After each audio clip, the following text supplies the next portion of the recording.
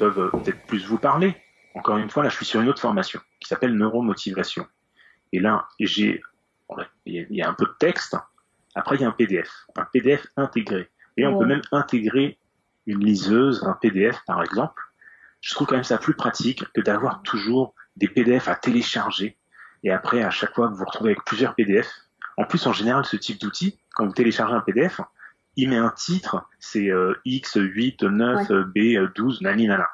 Donc, soit vous le renommez, vous prenez la tête, après vous en avez 10 000, après vous savez plus c'est quoi, c'est quel module, c'était quelle formation, c'est horrible. Hein, c'est C'est sûr. l'expérience qui parle. Mais Donc c'est... j'imagine que vous aussi, vous avez peut-être déjà vécu ça. Tu l'as vécu, toi, Florence, peut-être? Ah oui, mais complètement, mais très souvent en plus, hein, je vois qu'il y a un PDF, je me dis, bah tiens, c'est cool, je vais pouvoir garder une trace de ce que je suis en train de lire. Et en effet, tu le télécharges, donc il faut le renommer, le ranger dans des dossiers.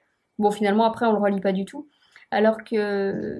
Enfin, en fait, ça fait des freins. Alors que là, tu dis, bah voilà, je peux le lire maintenant, tout de suite, c'est intégré dedans.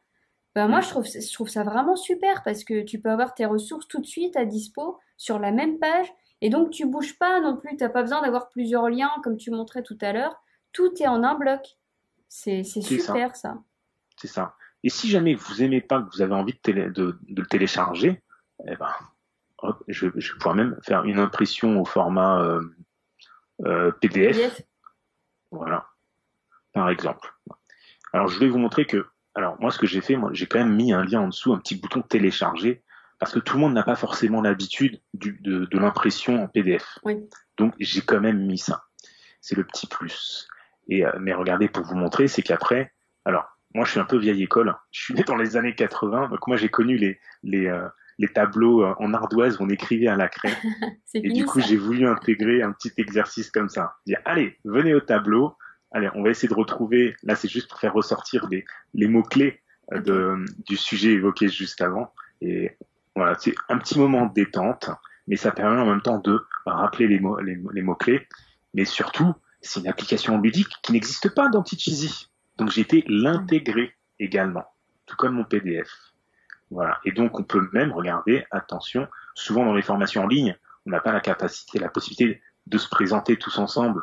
Ben moi, ce que j'ai mis en place, ben, c'est un formulaire pour que même si je dois faire la formation tout seul de mon côté, que je puisse quand même me présenter ben, à travers un formulaire. Et derrière, on peut faire de l'automatisation pour pouvoir répondre automatiquement ou avoir une notification et ainsi de suite pour interagir avec vos apprenants, même si c'est pas en distanciel, en direct, en synchrone. Voilà par exemple. Donc, on peut intégrer tout type de support, tout comme Geniali. Si vous ne le connaissez pas, eh ben, vous mentez parce qu'on a Florence l'a utilisé juste avant. Et là, je voulais vous montrer un autre exemple en intégrant Geniali aussi dans sur cette page, encore une fois.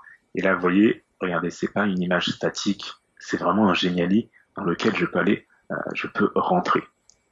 Voilà pour cet exemple Ça c'est très fort. d'intégration.